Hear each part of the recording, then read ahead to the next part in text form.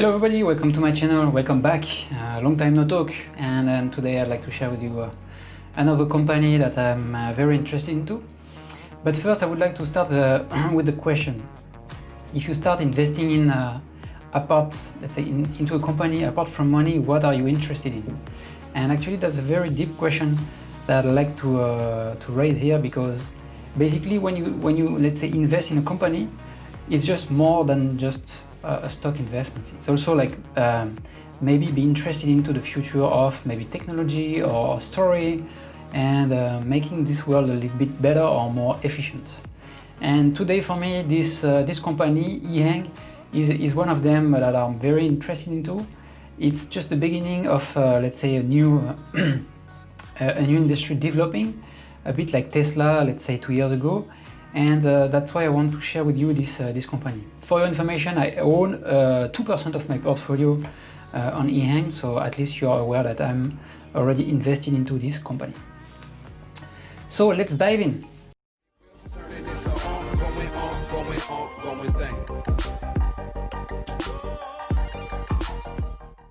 EHANG, ticker EH, share price $8. And all these values are based on the last quarter, Q2 2020, that I will present you on the financial part. I will split first in the story, explain a bit the situation of EHANG, and then the second part will be more into the financial part, which is always very interesting because people can tell you a lot of stories, but sometimes they really have wrong financial aspects, so you cannot forget about one side of the investment if you don't look at the same time as story and also about the finance. So let's dive in. So what is the main product? Major product is called EH216. It's a AAV. What does it stand for?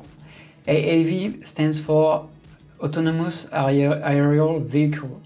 What does it mean? It means that two people here, for example, on this machine can come in. They don't need any pilots, but they can fly from point A to point B because it's automated. And actually it's controlled via a control center by a team from EHANG that can actually route the entire, let's say, trajectory or trip from point A to point B in autonomous way.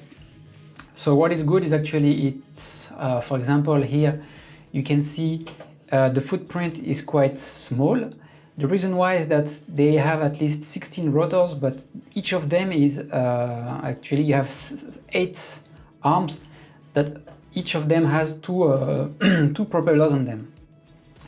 This makes the footprint very interesting compared to the other competitors because they don't have this technology, they don't have this patent. So this is one plus for EHANG already on the technology, on the design. There's also another version of this EHANG 216, which is like a firefighting mode. This is actually very interesting. If you look at YouTube videos, you will see a very good demo of how to, let's say, stop a fire in a skyscraper in a very high level. So that's one of their products. Another recent product that they developed is a heavy load transporter just for logistics, based on the same technology, so 2x8 propellers around the unit. But this one can actually transport 200 kilos of load over a short distance, but at least it's a very good, let's say, diversification of product that EHANG is doing recently over the last few months. Just to give you an idea of EHANG, they've been selling around, let's say, more or less 10 units per quarter, so more or less 40 units per quarter. From the last conference call, they were expecting to have a 200% increase in revenue in 2021. Sorry, it's not 2020. So this is a very high growth company that we have here right now. To continue basically on this expansion, they announced that recently, a few months ago, basically on a press release, that they would develop a new or expand a new facility to produce around 600 units per year. So imagine when you go from 40 units per year to potentially 600, the upside is quite interesting in terms of revenue. So that should be by the end of 2020. Also, what we want to look at is EHANG. Where is it located and how does it plan to expand its let's say at least its target. So first, most of them of their revenue are located in China, and they are based in Guanghzou, which is just on the north of Hong Kong. But they'd like to expand their addressable market, and especially in Europe. So they sign, for example, partnerships with Vodafone in Germany. They start agreements to develop new UAM, so urban air mobility solutions, for example, in Austria and also in Seville. But basically also like try to develop some control centers in Azerbaijan. All these slides that I show you is just extracts from press release.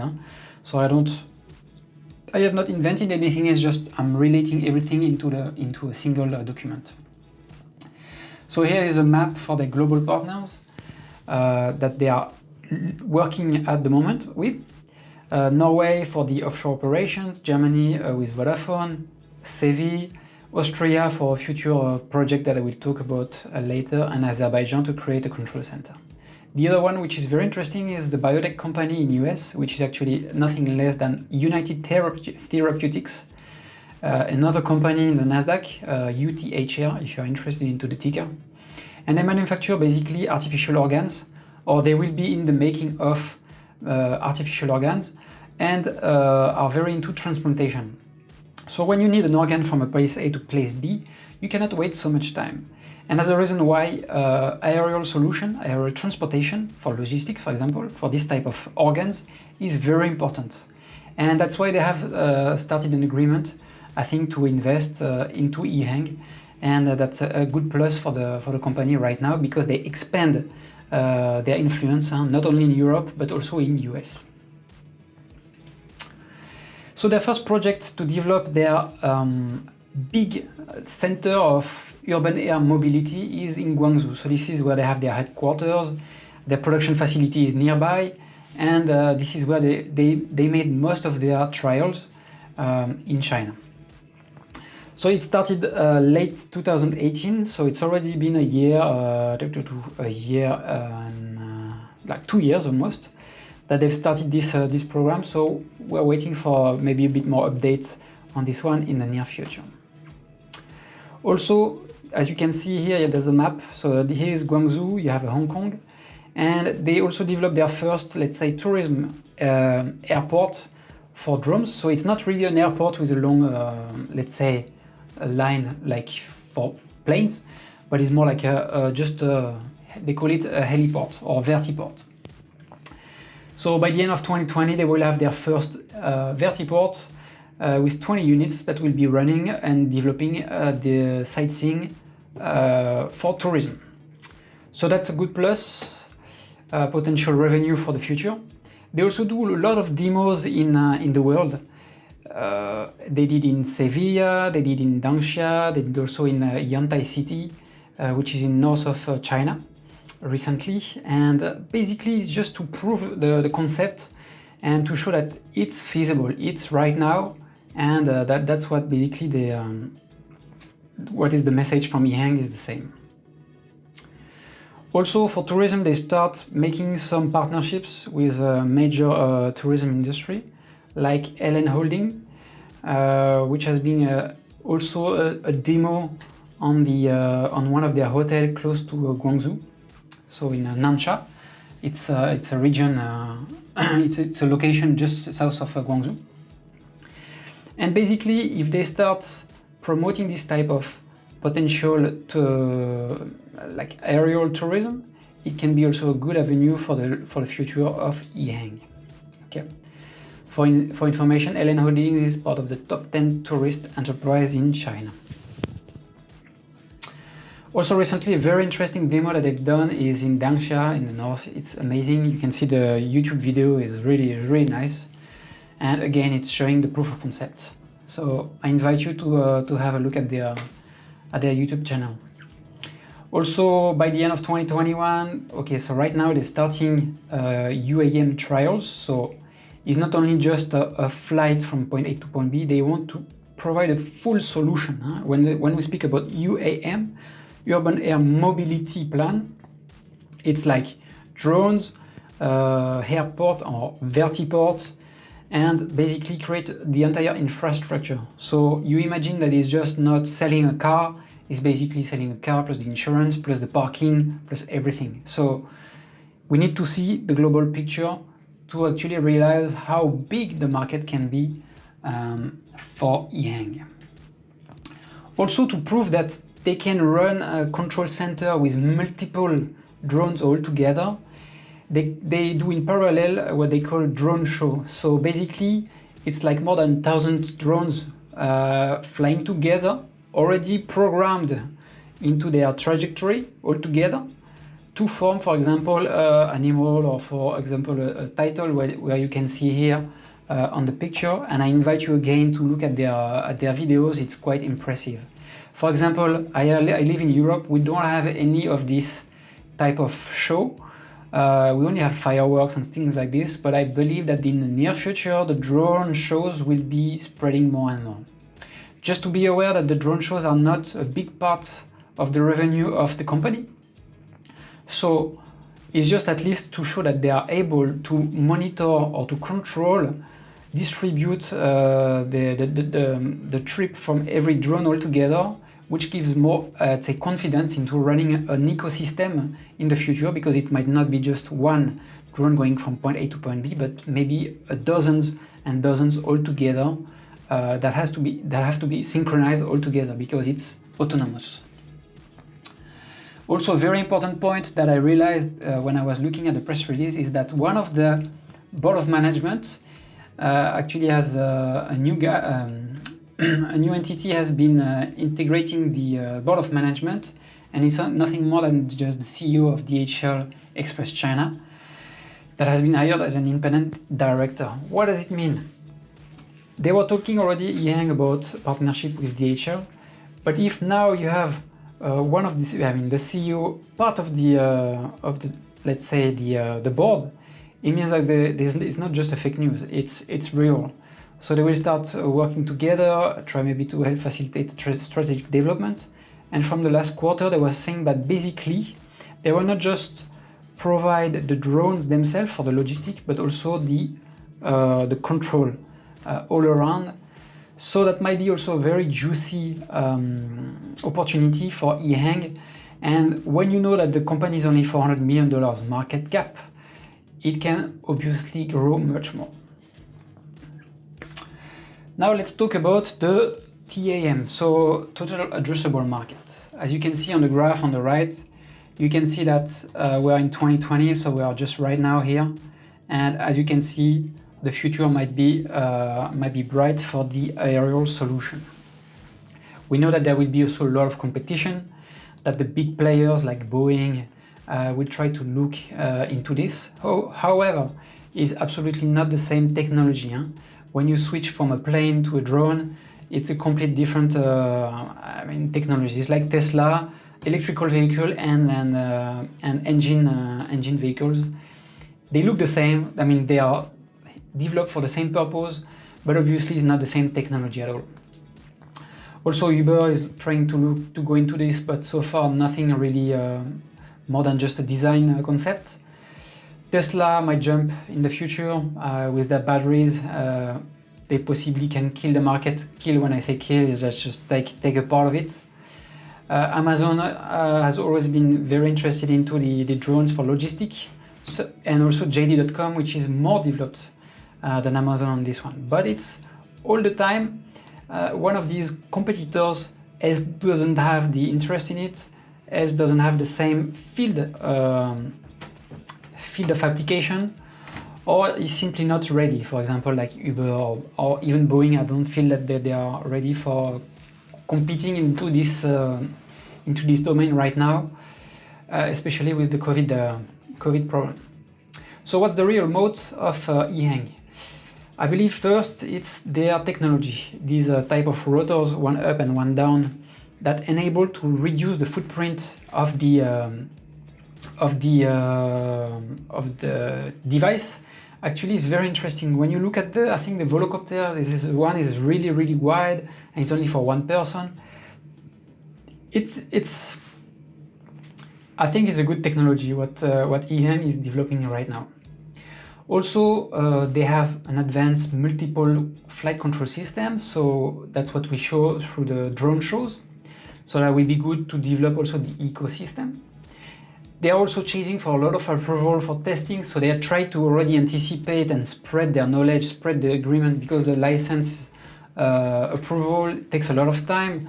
So this is not something you can just skip. You know, for example, when you're a new company and then just go on the market. No, it's the aviation field, and it's a bit different, I guess. And also recently they announced in Q2 2020 that they will deploy a new design soon, which will be revolutionary because actually it will be able to have 100 kilometers range autonomy, and I think it can be a really crazy game changer over time, because at the moment the EHANG 216 is only, let's say, sized or designed, the battery is designed for only around 30 kilometers. So it can give you like a short trip, but after you have to recharge the battery. So now what is the design behind to go from 30 kilometers to 100 kilometers? Who knows? And then that's what is exciting to see maybe in the near future. So we need to stay tuned. EHANG just summarized all the application that was possible for their drones. For example, taxis, tourism, firefighting, search and rescue, emergency medical services, offshore operation, law enforcement, aerial show, and I forgot the most important, which is logistics.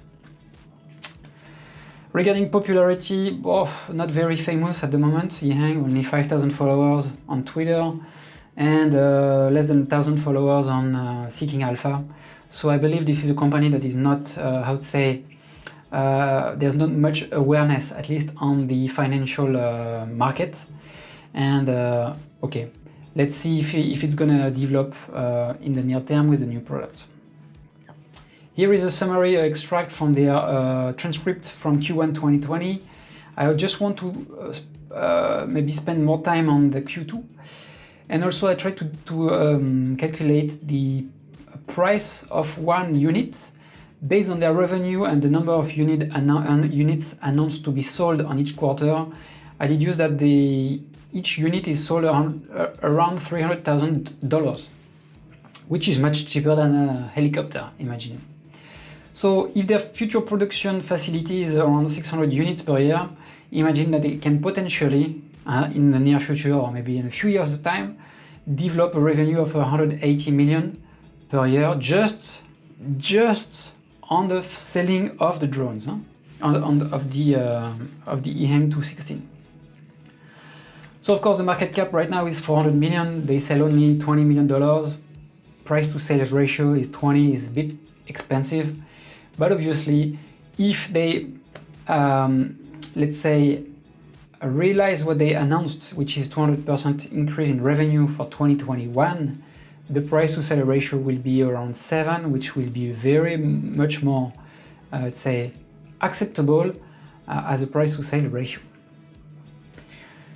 Now Q2 2020, what was the highlights? Four main highlights. The first one is they were talking about the DHL partnership, and this is what they said, that they were going to design an entire solution, which means not only providing the drones but also providing the maybe logistic centers. So that's very exciting. The second one was the new 100-kilometer range design coming soon. So let's stay tuned for this one. The third one was like a new production facility, for the 600 units that supposed to be developed by the end of year. So this is also in adequation with the announcement of 200% revenue increase. And the other one was another third control center developed on another city, this time in Guanghzou in China. So lots of information, it's difficult to digest, but I believe all of these little points combined can lead to like a great picture for the future. So now let's go to the financial part.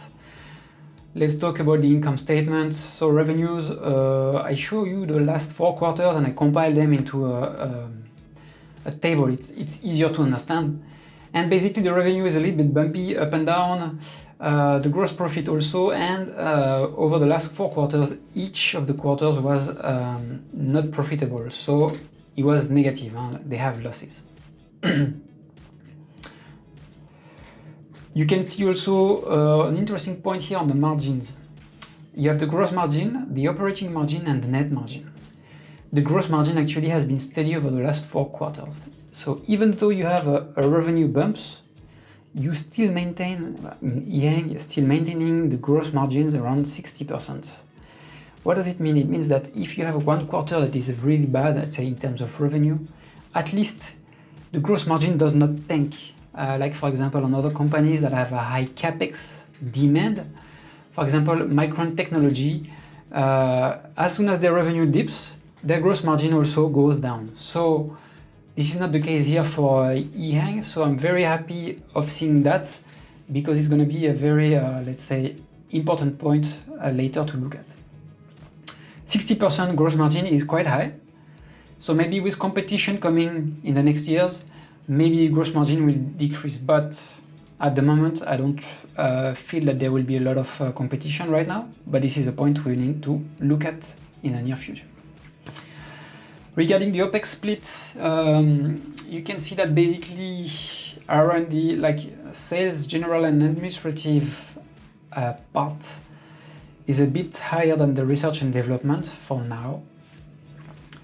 And this is what I can show you here actually here on, so I made this table, basically I look at the earning reports and compile them into this table. For me, this is the very important table that you need really to be aware of if you start investing, is to track in the last years the OPEX, so the operating expense, such as SG&A and research and development, against the gross profit. Gross profit, what is it exactly? It's the revenue where you apply the gross margin. So basically, it's not the revenue, it's a bit less than revenue, so it's the revenue here multiplied by 60%. Because 60% gross margin for EHANG. And what can you see here? Look, this is super interesting. The R&D SG&A are steady over the last 4 years, more or less, 10%, 20%.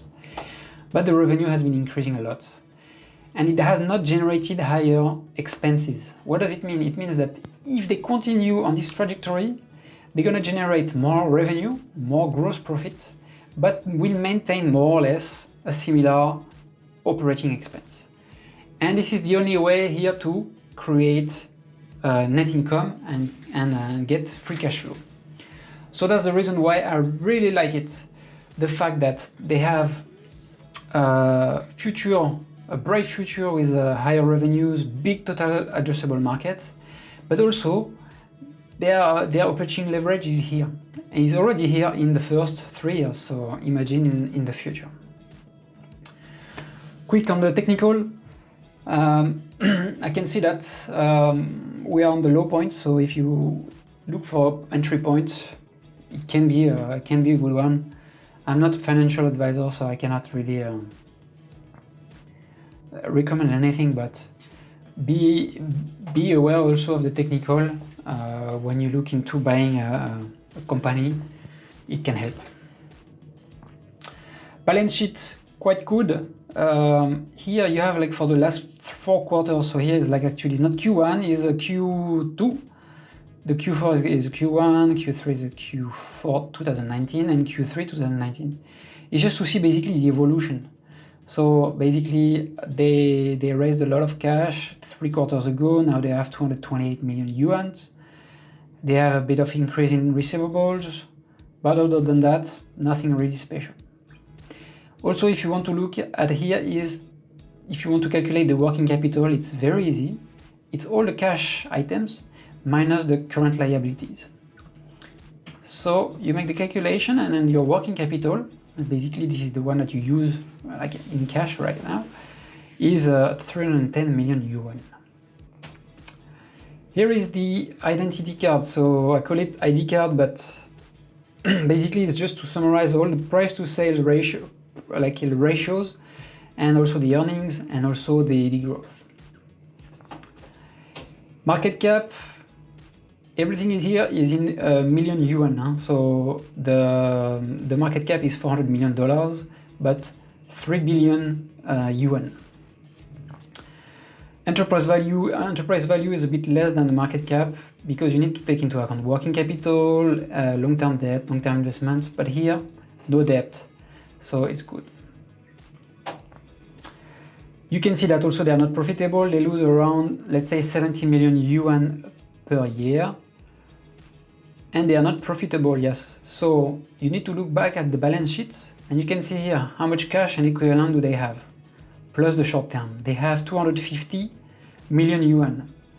So when you go back into the estimation for the last quarter, let's say, and multiply by 4 because you have 4 quarters, basically they can survive maybe 4 more years without having to dilute, to raise money to be able to pay the bill at the end of the quarter. So this is super good. I like it. Regarding the price to sales ratio, as I told you, they don't sell too much devices this year, so obviously the price to sales is very hot. 20 is a bit hot. You should target at least less than 10 usually. But based on next year, obviously they have a very high growth, so the price to sales will drop dramatically as their revenue will increase. Okay, so it's to be considered, yes. Obviously they don't have any dividend. The shares year-over-year increased by 3%, so they didn't dilute too much the number of shares, so that's good for the shareholders. Gross margin is 60%, and obviously they are not profitable yet, so the net margin is really bad, minus 50%. What you need to look at is obviously the revenue growth, 100% here, more than 200% in the last 2 years.